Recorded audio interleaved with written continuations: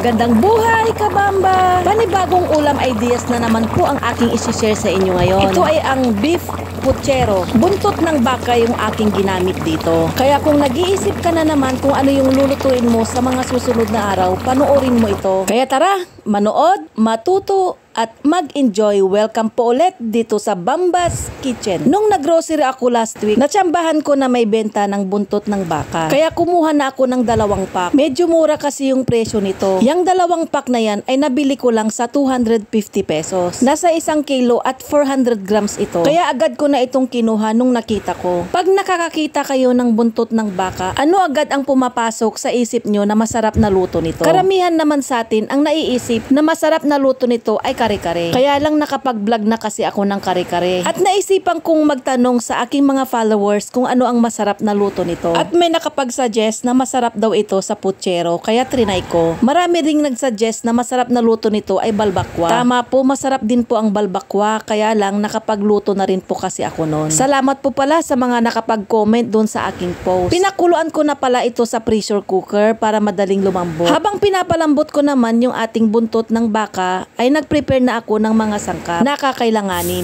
Umpisa na nating magluto, kabamba. Naglagay lang ako ng mantika dito sa mainit na kawali. After nito, ginisa ko na yung ating bawang at sibuyas. Igigisa natin ito hanggang lumabas yung aroma ng ating bawang at sibuyas. Madali lang pala lutuin itong puchero na to kung napakuluan na natin yung ating buntot ng baka. Isinunod ko namang nilagay dito yung kamatis. 3 piraso lang na kamatis ang ginamit ko dyan. Gigisahin ko lang ito hanggang madurog na yung kamatis. At akin namang isinunod yung ating pinalambot na buntot ng baka.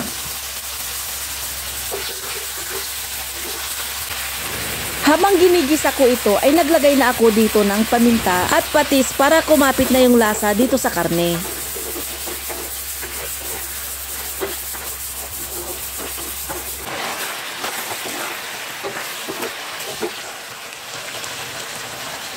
After naman ng aking paggigisa ay nilagay ko naman na yung ating pinagpakuluan. Kailangan din nating ilagay ito dahil nandito na yung lasa. Kaya kung papakuluan nyo na yung karne, dapat malinis na ito para magamit natin yung sabaw. Dinagdagan ko na pala ito ng tubig dahil kunti lang yung natira na sabaw ng ating pinagpakuluan. Nung kumulo na ito, nilagay ko na yung ating saging na saba, patatas at carrots. At pakukuluan lang natin ito hanggang maluto na yung ating nilagay. At isinunod ko namang ilagay yung ating garbanzos. 1 tetrapack lang yan. Naglagay din pala ako dyan ng 1 kutsaritang asin. Medyo matabang kasi itong aking niluluto. Matabang din talaga ako magtimpla. Para sa akin, mas maganda na yung matabang na timpla kaysa sa maalat. Nilagay ko na pala dito yung ating tomato sauce. Kunti lang yung nilagay ko dito. Yung ibang nagluluto ng puchero ay naglalagay sila ng chorizo.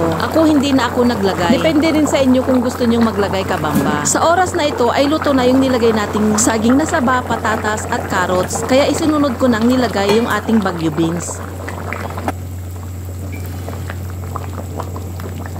Nilagay ko na rin dito yung ating bok choy. Pwede rin kayong gumamit dito ng pichay Tagalog. Pwede rin kayong gumamit ng repolyo kung wala kayong pichay. Sa mga kapwa ko nanay dyan na nag-iisip kung ano yung iluluto nyo, sana makatulong sa inyo itong ulam of the day na aking na-share sa inyo. At marami pang ulam ideas na aking isi-share. Kaya lagi nyo pong abangan ang aking mga upload. Kung nanonood ka pa sa oras na ito, baka hindi ka pa nakapag-follow kay Bamba's Kitchen, pwedeng paki-follow and like naman po ang aking page. At i-add to favorites mo na rin ang Bamba's Kitchen para laging lumabas sa yung wall ang aking mga video. Paki-like and share na rin itong video na to. Baka may mga request kayo na ulam na pwede kong iluto. Mag-comment lang po kayo. Baka isa sa mga request nyo ang isusunod ko namang iluto. Magsandok na ng kanin at sabay-sabay na tayong kakain dahil luto na yung ating beef puchero. Salamat sa panonood, kabamba!